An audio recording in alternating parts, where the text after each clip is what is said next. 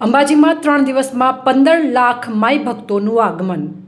ભાદરવી પૂનમ મહામેળો 2025માં 3 દિવસમાં અંદાજિત 15 લાખ માઈ ભક્તો માંબાના દ્વારે પહોંચ્યા છે. આ વર્ષે અંદાજિત 40 લાખથી વધુ ભક્તો પગપાળા માંબાના દ્વારે પહોંચે તેવી શક્યતાઓ છે. હાલમાં ખેડબ્રહ્માથી અંબાજી, ખેરાલુથી અંબાજી અને પાલનપુરથી અંબાજી સહિતના દરેક માર્ગો પર પદયાત્રીઓ માનવ સાંકળની જેમ મોટી સંખ્યામાં ચાલતા આવી રહ્યા છે. ત્યારે આ મેળામાં આવનાર માઈ ભક્તોને કોઈ જ અગવડતા ન પડે તે માટે આ વખતે જિલ્લા વહીવટી તંત્રે શું ખાસ વિશેષ વ્યવસ્થાઓ કરી છે તે જાણવા રખેવાળની ટીમે જિલ્લા કલેક્ટર મિહિર પટેલ પાસે ખાસ વાતચીત કરી હતી. જુઓ આ ખાસ વાતચીત. ભાદરવી પૂનમ અંબાજી મહામેળો 2025નો આજે ત્રીજો દિવસ છે અને અત્યાર સુધી કેટલા માઈ ભક્તોએ અંદાજિત દર્શન કર્યા છે અને શું વ્યવસ્થા છે, આ સમગ્ર બાબતે ચર્ચા કરવા માટે આપણી સાથે ઉપસ્થિત છે જિલ્લા કલેક્ટર મિહિર પટેલ છે. સર, જણાવો કે આજે ત્રીજો દિવસ છે, અત્યાર સુધી કેટલા માઈ ભક્તો દર્શન કર્યા છે અને રસ્તા પર કેવો માહોલ, ઉત્સાહ જોવા મળે? ભાદરવી પૂનમ મહામેળા 2025નો આજે ત્રીજો દિવસ છે અને સમગ્ર અંબાજીમાં આનંદ, ઉલ્લાસ અને માની ભક્તિ સાથેના એક પવિત્ર અને આધ્યાત્મિક વાતાવરણમાં આ મેળાની ઉજવણી થઈ રહી છે. આજે ત્રીજા દિવસે અંદાજિત 15 લાખ કરતા વધારે માઈ ભક્તોએ માતાજીના, મા જગદંબાના ચરણોમાં પોતાનું શીશ ઝુકાવ્યું છે. આ વર્ષે ગત વર્ષની સરખામણીમાં માઈ ભક્તોનો પગપાળા સંઘોનો જે માતાજીના ચરણોમાં આવવા માટેનો ધસારો છે એ વધારે જોવા મળી રહ્યો છે. અંબાજી તરફ આવતા તમામ મુખ્ય માર્ગો, ખાસ કરીને હળાદ અને દાતાનો જે રૂટ છે એના ઉપર પગપાળા સંઘોનો મહેરામણ એક પ્રકારનો જોવા મળી રહ્યો છે. કોઈ પણ માઈ ભક્તને કોઈ જાતની તકલીફ ના પડે તેના માટે જિલ્લા વહીવટીતંત્ર, ગુજરાત સરકાર અને દેવસ્થાન ટ્રસ્ટ દ્વારા તમામ પ્રકારની તૈયારીઓ કરવામાં આવી છે અને સમગ્ર જે વહીવટીતંત્ર છે હાલમાં માઈ ભક્તોની સેવા માટે ખડે પગે પોતાની સેવા બજાવી રહ્યું છે. આપણે જણાવ્યું તે મુજબ આ વર્ષે ગત વર્ષ કરતાં પણ વધુ ભાવિકો પગપાળા આવે એવી સંભાવના છે. જે અમે અત્યારે ખેડબ્રહ્મા રૂટથી જ આવ્યા, અમે રસ્તા પર માનવ મહેરામણ જોયું છે. તો આ વર્ષે વિશેષ શું વ્યવસ્થા કરાઈ છે? આટલા મોટી સંખ્યામાં જ્યારે ભાવિકો આવતા હોય એમના પરત જવાની વાહન વ્યવસ્થા, તમામ વ્યવસ્થામાં શું વિશેષ કરાયું છે? ખાસ કરીને જે તમામ માઈ ભક્તો આવે છે અંબાજી મંદિર ખાતે દર્શન કરવા માટે આવે છે, એટલે આ વખતે જે મંદિર ખાતે દર્શનની વ્યવસ્થા છે એનું વિશેષ સુચારુ રૂપે વ્યવસ્થા કરવામાં આવી છે. સુરક્ષા અને સુગમ વ્યવસ્થાપન થાય તે માટેની વ્યવસ્થા છે. આ ઉપરાંત આ વખતે માઈ ભક્તોને ટ્રાફિકની પણ અગવડતા ના પડે તેના માટે પણ વિશેષ વ્યવસ્થાઓ કરવામાં આવી છે. જેટલા પણ માઈ ભક્તો દર્શન કરવા માટે આવે છે તેઓ ઝડપથી વધારે લાઈનમાં ઊભા રહેવું ના પડે અને ઝડપથી દર્શન કરી લે તે માટેની વ્યવસ્થા કરવામાં આવી છે. અને આ સમગ્ર જે વ્યવસ્થા છે એના માટે 6500 કરતા વધારે જે અધિકારીઓ અને કર્મચારીઓ છે એ ખડે પગે પોતાની સેવા બજાવી રહ્યા છે. ટેકનોલોજી અને એઆઈનો જમાનો છે, તેમજ ડ્રોનનો જમાનો છે, તો શું એનો ખાસ ઉપયોગ થઈ રહ્યો છે? તો કેવા પ્રકારે થઈ રહ્યો છે?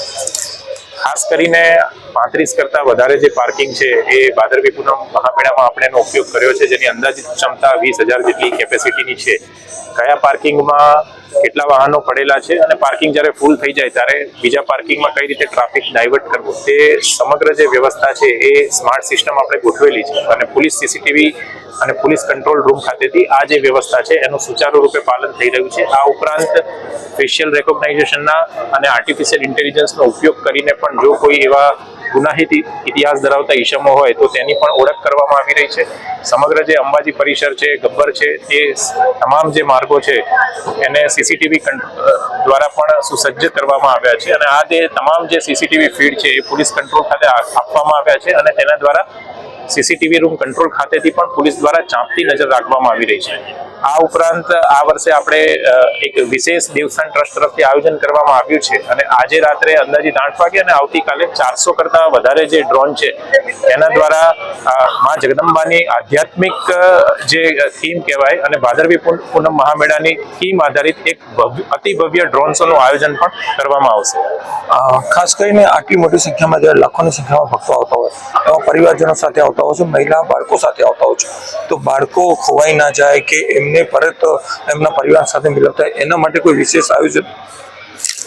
ભાદરવી પૂનમ મહામેળામાં જ્યારે લાખો માઈ ભક્તો આવે છે અને ઘણા બધા પરિવારો પોતાની સાથે આવે છે, પોતાની સાથે નાના બાળકો લઈને આવે છે, એના માટે એક વિશેષ કંટ્રોલ રૂમની વ્યવસ્થા આપણે એસટી સર્કલ સાથે કરવામાં આવી છે. જે પણ નાના બાળકો આવે છે તેઓ જ્યારે અંબાજી પરિસરમાં પ્રવેશે છે ત્યારે તેમને આઈ કાર્ડ પહેરાવવામાં આવે છે.